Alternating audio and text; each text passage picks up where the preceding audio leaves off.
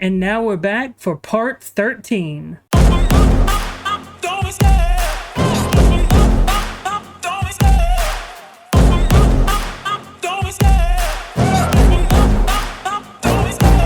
love the chase and the hunt, and I set the pace when I'm running. I always take what I want and I always give it 100. Don't need a bank, no I'm funded. Play the game like it's nothing. I'm always thankful for something. Don't take for granted, stay humble. Now wake up!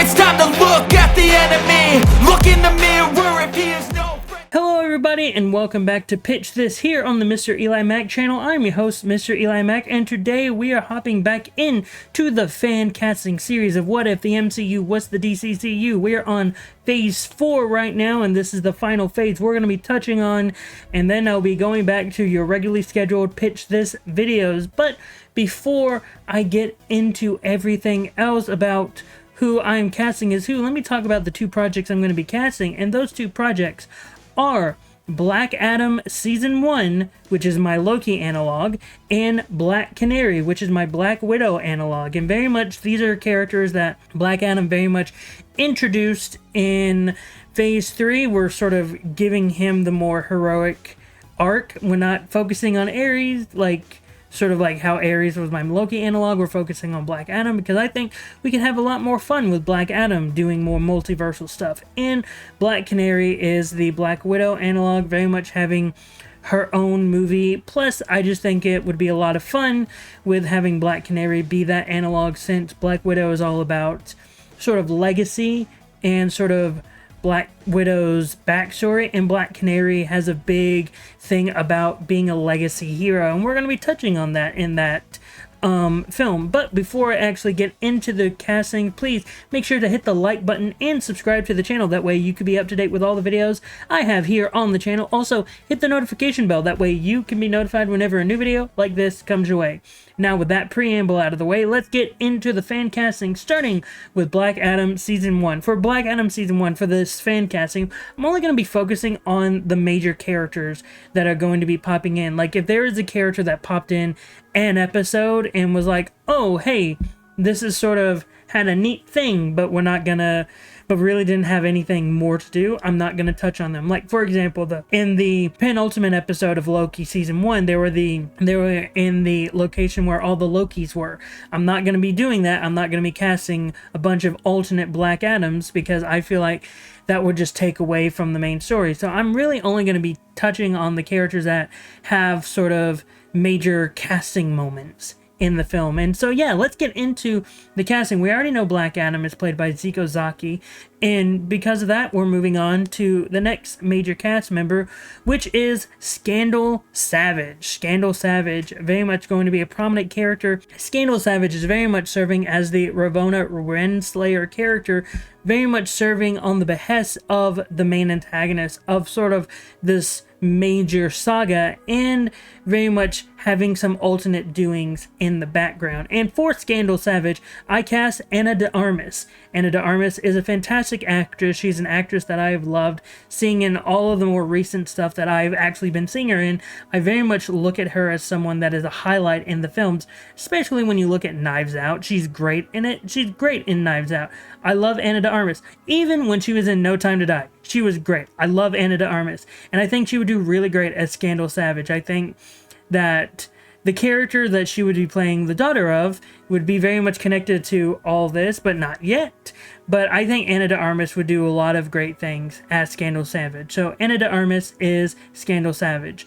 Next up is Cass Sage, who would be serving as my Mobius character, someone that would be working with Black Adam in sort of this sort of spectrum of multiverse stuff. And Cass Sage would be someone that would be the sister of Scandal Savage, but very much more of like, hey, I'm not fully behind everything that's happening, I'm more of just on the side wanting to just do what's right. And for Cass Sage, I cast Emmy Rossum. Emmy Rossum is another actress that I love, and I think she has done great in Shameless, and I will be the one person maybe that says I really enjoyed her in the Phantom of the Opera. I really did. She did a great job, and I think in Shameless she did such great character work in that show that I think she would be able to add a lot of character into Cass Sage, especially with Cass Sage being sort of the more grounded of the Savage siblings. And so yeah, I think she would do a really good job. So Emmy Rossum is Cass Sage. Next up is Hordir Root, who is very much just a robotic version of the son of one major character that's going to be appearing in the future. He's not appearing in this show.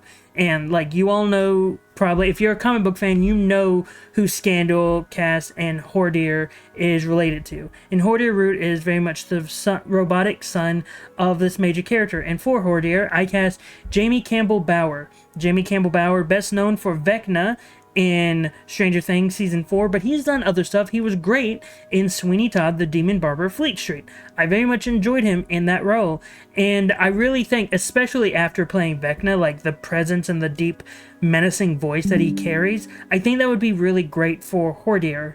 And I think that he would be someone that would be sort of like the Miss Minutes character where, hey, I'm going to be popping up throughout the season, but I'm very much more just going to be, hey, I'm one of the bad guys that's popping up, and though I am the robotic son of my dad, who, by the way, is Vandal Savage. Vandal Savage is their dad, but he's not going to be playing a part in this season or in this show. He was originally when I was first mapping this all out, but then after everything that happened with Jonathan Majors and Kang, I was like, okay, I'm going to rework this a little bit. That way I don't have to worry about doing all that craziness with trying to reorganize. If I originally had Vandal Savage in that Kang role, I'm not gonna try to reorganize all that. I'm just gonna keep this frequent line of thinking. So yeah, Vandal Savage was the original bad guy, but then I pivoted.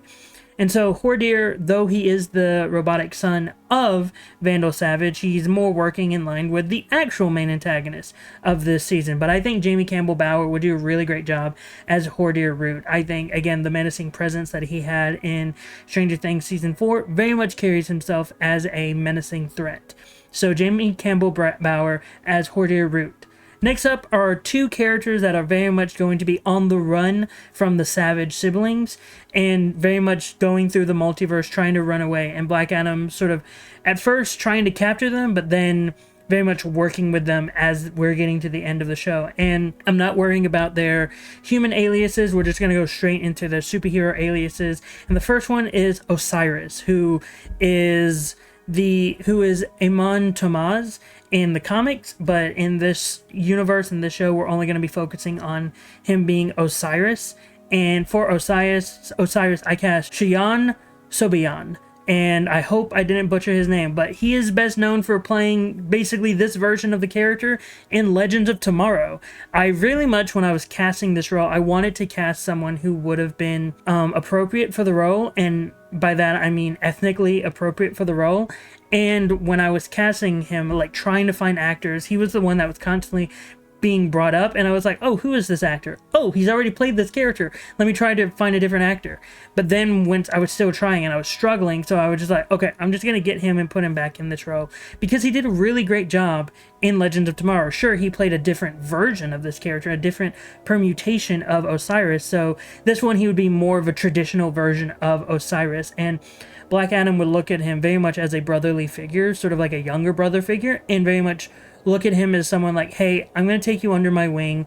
I'm going to look at you. I'm going to look after you, and I'm going to look after your sister, who I have romantic feelings for. And so, yeah, I think Shion would do a really great job in this role. He's already proven he could do a great job in this role, and I think that he would do great being able to play a more traditional version of the character. So Shion Sobian as Osiris.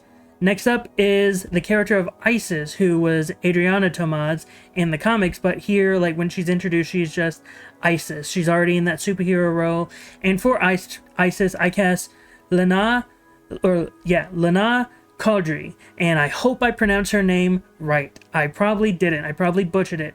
But she's an actress who is French-Algerian actress who is of Muslim descent, and I really wanted, that was one of my main things I wanted. I wanted an actress who was of Muslim descent, and I very much just wanted that type. I wanted that for the character. That way we could have that be an important part of the character, and someone that is working, like, has that a part of her character.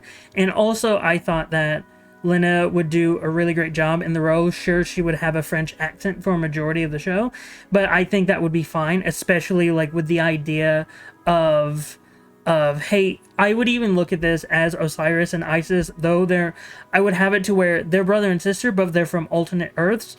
Like, Osiris's version of his sister died and Isis's version of her brother died, and so these are just two versions of the same siblings that found each other and just are trying to work together. And I think that Lena would do a really great job as Isis. I think that she has worked on an American project before with The French Dispatch with Wes Anderson, so I think that it wouldn't be that hard for her to get more connected with this American project, and I think that she could have really great chemistry with Zico with Black Adam and Isis, and I think she would do a really great job in this role. So Lena Caudry as Isis. And last up is the main antagonist of the show, the analog for the man at the end of time. Man, I can't remember what his name was. I can't remember that version of Kang, and I'm so sorry that I can't remember. But anyway, it would be that version, it would be that analog for this character, and it is Mobius, aka the Anti-Monitor. But it's not the Anti-Monitor who would be the main antagonist at the end of my version of the multiverse saga. It would be an alternate version. It would be a version of Mobius that hasn't been stuck in the antimatter universe yet. And it's someone that is very much just, hey, I exist here, and I am making sure that everything goes according to plan. I'm sort of the one controlling the savages right now, and they don't realize that I'm controlling the savages. They don't realize I'm controlling them. And then Black Adam and Mobius would have a discussion about everything. Mobius is trying to take out Osiris and Isis to make sure that they do not disrupt his plans of destroying the multiverse. And that would be very much what this season would be about, getting the idea of like, oh, the multiverse exists, oh, and here's the main antagonist that would be meeting Black Adam, and be like, hey, I'm gonna try to destroy it so I can fix it, because the multiverse is messed up and I want to fix it, and I think you understand what I'm trying to do. And so yeah, I think you should. He Who Remains, that's his name. I'm sorry, I just remembered his name. But anyway, for Mobius, I cast Mike Colter. Mike Colter is best known for playing Luke Cage. I think Mike Colter is a fantastic actor. I think he is an amazing actor, and I think him as Luke Cage is proof of how great of an actor he is. And I think he could be able to bring a gravitas to Mobius. And though I would also kill this version of Mobius, I would also hint at the fact of, oh, this isn't the main Mobius. This isn't the real Anti-Monitor. This is just a version of him that exists. And Mike Colter being able to play that version of like, hey, I exist, but it's also another version of me. Like, this is sort of like how Brainiac works, how this is just a version of Brainiac, or this is just a version of the Anti-Monitor that exists throughout the multiverse, and this version of the Anti-Monitor just happens to live in a pocket of the multiverse. And I think Mike Colter could do a really great job playing sort of like, hey, I'm not the main version, I'm just a version of myself, and I'm trying to reassemble the pieces, that way I can fully do my plans. And thank you for killing me, that's just one step closer to my goal. And I think Mike Colter could do a really great job. So Mike Colter is Mobius. And that's it for Black Adam. And now we move over to Black Canary. And for Black Canary, Teresa Palmer would be returning as Dinah Lance, Black Canary. And this is very much where we learn more about her backstory. By this point, we had not learned a lot about her backstory. We just knew, oh, her and Green Arrow have a connection. And that's really all that we know about her character. And so this is the movie where we fully flesh out more of her backstory, more of her past, and a lot of sort of two villains that exist in her universe. And first, I'm going to start off with one of the supporting characters, very much the character that would serve as the Elena analog, and that is Sin. Sin would be someone that Dinah Lance would have grew up with, someone that would have been raised side by side with her, but because Black Canary left where she was originally from, she has been forced to sort of fend for herself, and because of all the chaos that has been happening in this city, Sin has really been like having to fight for herself on her own without any of the people that she had growing up. And for Sin, I cast Stephanie Hsu. Stephanie Hsu is very much a popular actress at this point, or for me, a rising actress, a rising star, Oscar-nominated actress, and she was fantastic in Everything Everywhere All at Once. That's where she's best known for, and I think she did a fantastic job showing the different versions of one character that she could play, and I think Stephanie Hsu could do fantastic playing Sin, adding a lot of depth to the character, and also being like, hey, you abandoned me. You were my sister, and you abandoned me. You abandoned all of your family here, so what? You could run around with the Green Arrow? And that would be something that we would work with and try to expand why Dinah left and why she left the city. And I think that Stephanie Hsu could do a really great job doing a great performance while also trying to pull that performance out of Teresa Palmer as well. So Stephanie Hsu is Sin. Next up is Ted Grant, Wildcat, another character that would sort of serve as the Red Guardian analog and one of the characters that helped train Black Canary to be the hero that she is. And for Wildcat, I cast Woody Harrelson. Woody Harrelson is someone I look at as like, oh, you're a rugged hero. You're someone that I can believe has been doing this for years, is just a boxer, doesn't have a lot more to him, but also I could believe that in your heyday, you were this like major hero, because this would introduce more aspects to the Justice Society of America. Look, I'm adding a lot of JSA stuff. I did it in phase 2, phase 3, and now in phase 4.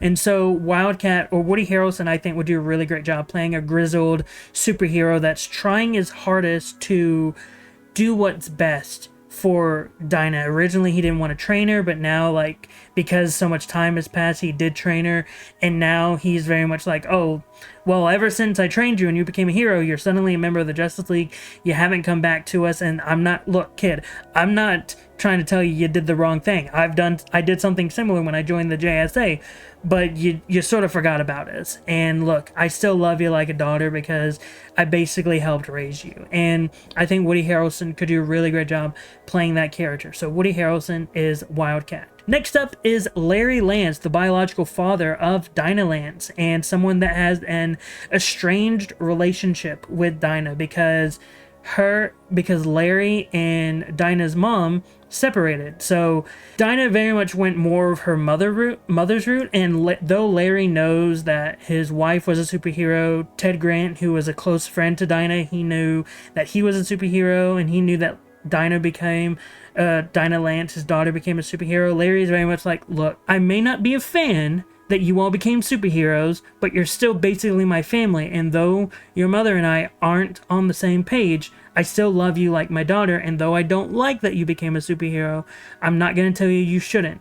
And so there's just, in this film, we would start to rebuild that relationship. And for Larry Lance, I cast Dermot Mulroney, and I think Dermot Mulroney is a great actor. He is someone that I look at and like, man, I really like when you're in something. You're really great in a majority of the stuff that you're in, and he carries himself as a grizzled police officer. I think that Dermot would do a really great job playing Larry Lance, who is a retired police officer and now is sort of having to help out Ted, Sin, and Dinah and Dinah's mother with this big evil threat that is happening in their city, and is a little bit more closely connected to their family. And I think Dermot would do a really great job. So Dermot Mulroney as Larry Lance.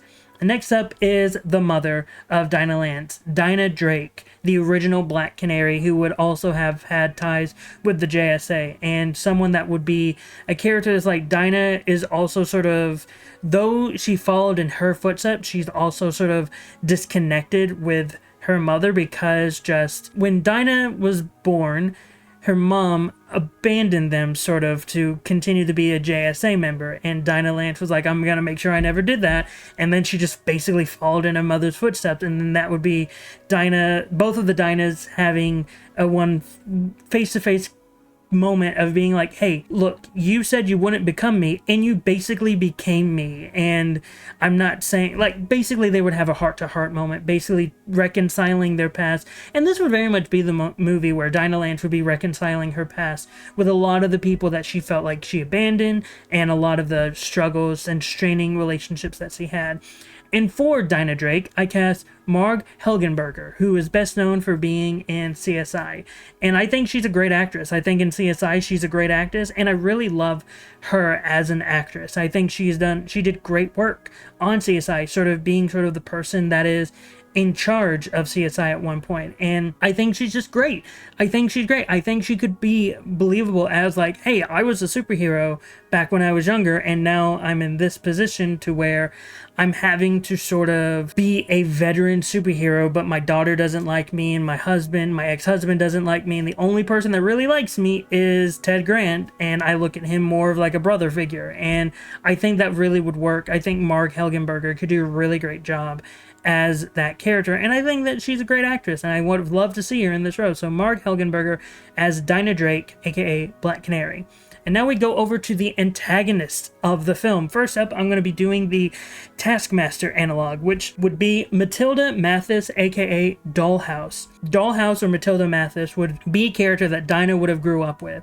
They were originally been like best friends when they were growing up, but then because like time would go on, and then Matilda would have just disappeared. And Dinah would have tried to look for her. Like Matilda disappeared when she was a child, and Dinah would have tried to look for her, but she would have been unable to actually find Matilda, and she would have gone missing, and it would be because of her being kidnapped by the main antagonist of the film, and then Matilda became what she is, Dollhouse. And for Dollhouse, I cast Jessica Rote. Jessica Rote, best known for being in Happy Death Day. I think she's really great in those films. I think she could bring humor and seriousness to the character. I think Dollhouse does lend to having some sarcastic, sadistic humor, and I think Jessica Rote could do a really great job in that role. And I just would like to see Jessica Rote in a comic book property, and I think she would do great as Matilda Mathis, aka Dollhouse. So I just would like to see her in that role. So Jessica Rote as Dollhouse. And finally, it's time for the main antagonist of Black Canary, which would be Barton Mathis, aka Dollmaker. The reason why I chose Dollmaker is because in an episode of Arrow, they treated him like he was a major antagonist to Black Canary, and I very much wanted to continue that thread. Also, I think Dollmaker could be really fun to be as a main antagonist for Black Canary, having it be sort of, oh, Dollmaker was a major threat for Dinah Drake when she was mainly a hero, and now sort of the past has returned to Dinah Lance, and Dollmaker returning with a vengeance and having Dollhouse by his side. Also, we would have other members of the Dollmaker, like Rogues Gallery. By Rogues Gallery, I mean his henchmen. They would be a part of all of this. They would be like people that Black Canary, Wildcat, Sin, and Dinah Drake would have to fight. And I just think that would be pretty cool to have, and having like Dollmaker with his own twisted family against Black Canary's family. And that's sort of the reason why I wanted to have that. And for Dollmaker, I cast Brad Dourif. Brad Dourif, best known for playing Chucky, best known for playing Wormtongue, one of the people that was rumored to be playing Scarecrow in the 90s, one of the people that was rumored that Tim Burton actually wanted to play Joker. I can't confirm that at all, but I think Brad Dourif is a great actor. He's really great at playing that sort of sadistic character, and I think he could do a really great job playing Dollmaker, being that psychopath that's like, hey, I took your friend and I turned her into this. And I would even want to hint at the fact that Barton Mathis, like Dinah Drake never knew that Barton Mathis was Dollmaker, and so they had a friendship when they were both younger, and hence why Matilda and Dinah Lance were friends as well. I think that would have been pretty neat, and having Barton like take his daughter and twist her into his own creation, Dollhouse. And again, sort of similar to how Black Widow took the Dracoff and turned his daughter into his own twisted creation. I think that would be pretty cool to have Dollmaker be that role, and I think Brad Dourif would do a really great job playing that sort of sadistic villain. And I think Brad Dourif is great, and I want to see him play this sort of sadistic character. He's recently retired from acting, except if it's a Chucky project. And that's sad because I wanted to see him be in a comic book film, but hey, he wants to play Chucky because he considers Chucky and all the people that make it as family, and that's good on him. But I think this would be a great role for him as well. So Brad Dourif as Dollmaker. And that's it for part 13 of this video series. Next week, we're going to be hopping into part 14, which would be focusing on Elseworlds and the Blue Beetle in the Ancient Scare movie. And yeah, I'm looking forward to talking about some of the ideas that I have for Elseworlds. I didn't fully flesh out what I had planned for Elseworlds because those are very specific episodes, and since I'm doing the casting for it as well, like a majority of there's like returning cast members, and except for just, hey, I'm introducing one new character. But I want to talk about sort of each episode as well. I'm going to try not to go too far in depth with those episodes. But yeah, I hope you really enjoyed the castings for Black Adam and Black Canary. If you did, please give me a thumbs up on this video. Also, hit the notification bell. That way you can be notified whenever a new video like this comes your way. Also, hit the subscribe button. That way you can be up to date with all the videos I have here on the channel. But until next time, I've been Mr. EliMac. You've been the audience. And I hope you all have a great rest of the day.